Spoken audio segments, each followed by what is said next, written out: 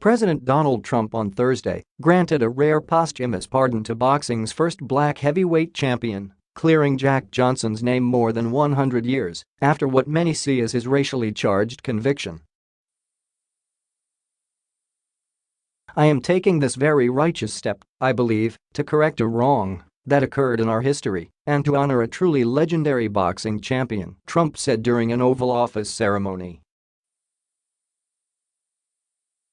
He was joined by WBC heavyweight champion Deontay Wilder, retired heavyweight titleholder Lennox Lewis and actor Sylvester Stallone, whom Trump credited with championing the pardon.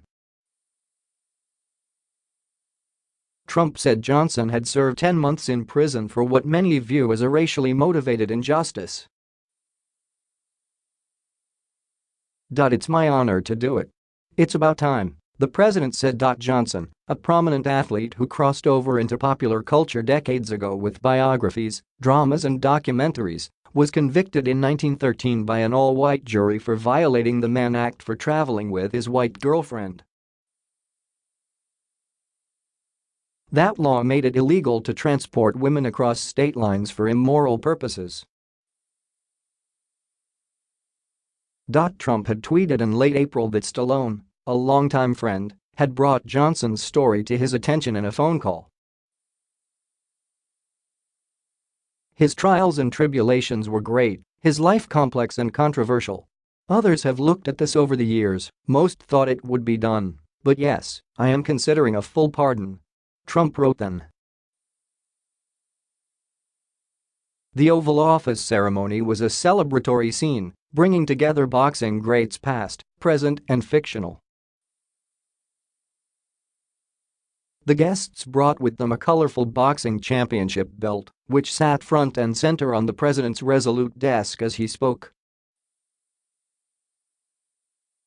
At one point, Trump jokingly asked Lewis whether he could take Deontay in a fight if he really started working out. Lewis said Johnson had been an inspiration to him personally, while Stallone said Johnson had served as the basis of the character Apollo Creed in his Rocky films. "This has been a long time coming," he said. Trump has a personal history with the sport and hosted matches in the 1990s at his hotels.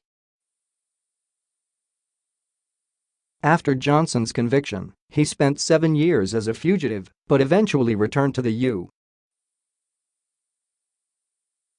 U.S. and turned himself in.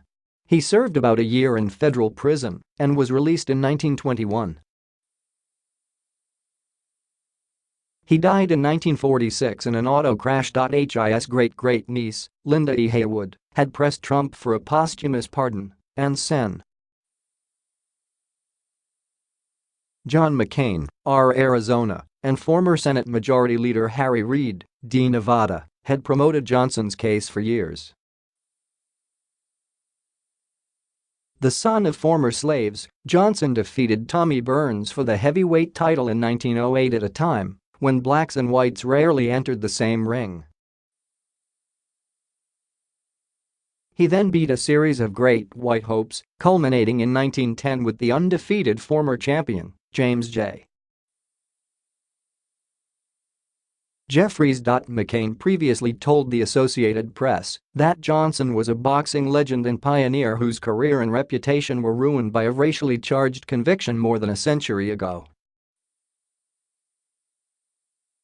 Johnson's imprisonment forced him into the shadows of bigotry and prejudice and continues to stand as a stain on our national honor, McCain has said.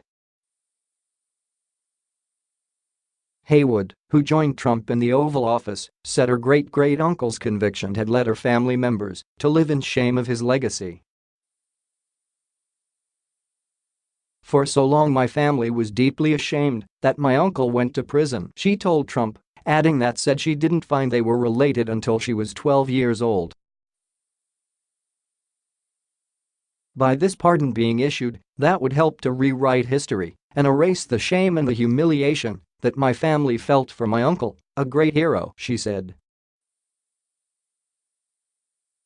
Posthumous pardons are rare, but not unprecedented. President Bill Clinton pardoned Henry O. Flipper, the first African-American officer to lead the Buffalo Soldiers of the 10th Cavalry Regiment during the Civil War. President George W. Bush pardoned Charles Winters, an American volunteer in the Arab-Israeli War convicted of violating the U.S. Neutrality Acts in 1949. Haywood had wanted Barack Obama, the nation's first black president, to pardon Johnson, but Justice Department policy says processing posthumous pardon petitions is grounded in the belief that the time of the officials involved in the clemency process is better spent on the pardon and commutation requests of living persons. The Justice Department makes decisions on potential pardons through an application process and typically makes recommendations to the president. The Justice Department's general policy is to not accept applications for posthumous pardons for federal convictions, according to the department's website.